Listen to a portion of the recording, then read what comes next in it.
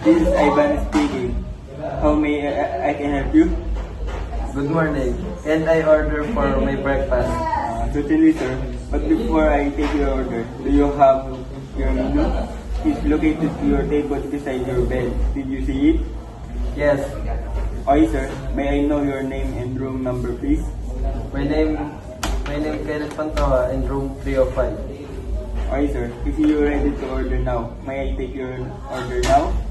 Can I order American breakfast, scrambled egg with toast with butter, orange juice, sausage, and hot tea? Okay, sir. May I suggest to you our orange juice is also under your container of breakfast. Would you like me to add in your breakfast, sir? No. Okay, sir. May I repeat your order? Your order American breakfast, complete egg with toast with butter, sausage, and hot tea. You agree to order, sir? Okay, sir. Are you paying cash or check on your room? Just charge it to my room. Okay, sir. Your order will be received within 15 minutes. Is there anything else that I can do for your mom, sir? No thanks. Okay, sir. Did you and have a nice day?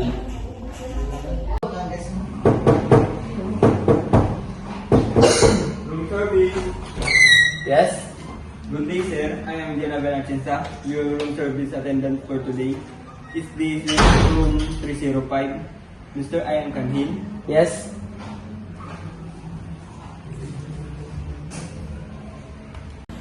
Thank you, sir. Would you like me to place your food? Would you like me to set up the table for you? No. Would you like me to open the curtain for you? Is the heating temperature okay? Would you like me to adjust it?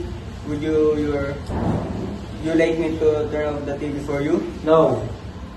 Alright, sir. Allow me to present your food to you. This is your order American breakfast. American breakfast is scrambled egg with toast with butter as well. Served with the cold milk, and orange juice. Yes, those are perfect. Thank you.